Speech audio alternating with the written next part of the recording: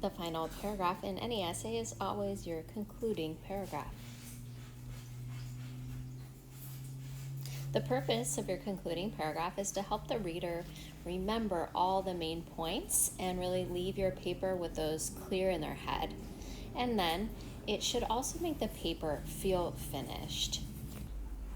And so the first part of your concluding paragraph will restate the thesis statement, say it again in different words, and or review the main points of your body paragraph.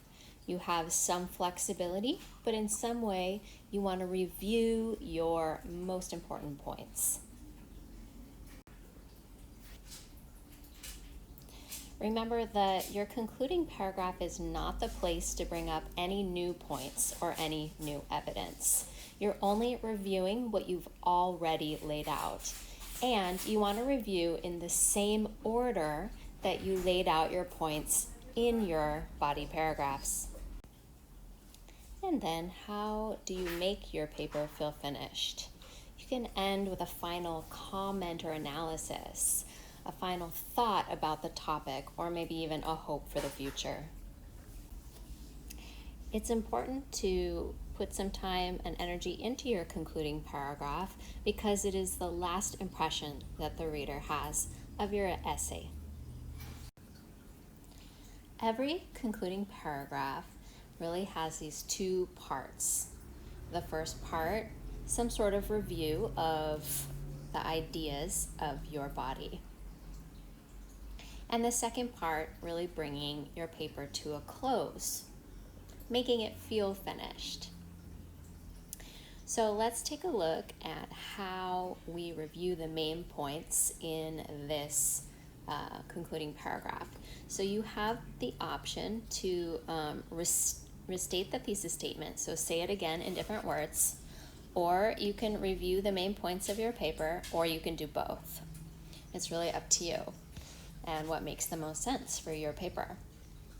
So let's look what we have here. In conclusion, many immigrants in America tend to open their own businesses. What do we have here?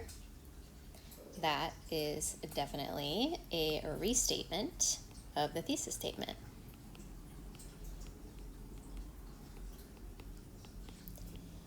Okay, let's see what else we have. Next, immigrants have cross-cultural experiences that inspire new ideas and bring part of their home culture to the U.S. Their intercultural knowledge helps them attract and serve diverse customers. Okay, so this whole part here is what? It's a summary. Let's see, let's just say paragraph 1. So that's the summary of my body paragraph 1. You can put this much detail, but you don't need to. Let's see what comes next. Furthermore, a willingness to take risks drives entrepreneurialism. The same entrepreneurial spirit drew them to start a new life in a new land. Limited work options also push them to take the plunge into business ownership. So here I have a summary of body paragraph 2.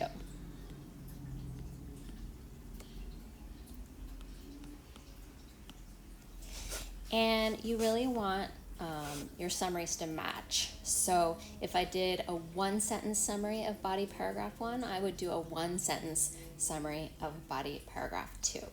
So they want to be about the same length and the same depth of information. And then also notice that I did put them in the same order that I used in my paper. So I summarized body paragraph 1 first and then body paragraph 2 second. I don't want to change the order. That'll be confusing for your reader.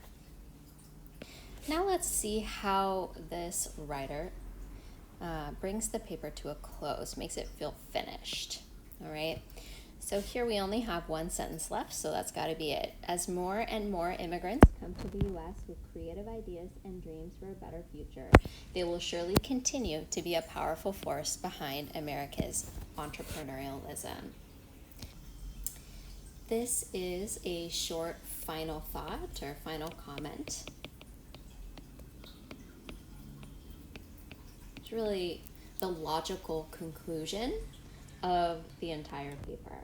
So your final comment might be longer than that. You might include some sort of hopes, some sort of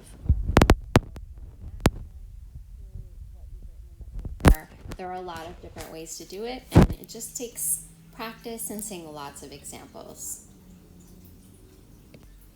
Now let's take a quick look at transition words and phrases. So we have this one, in conclusion.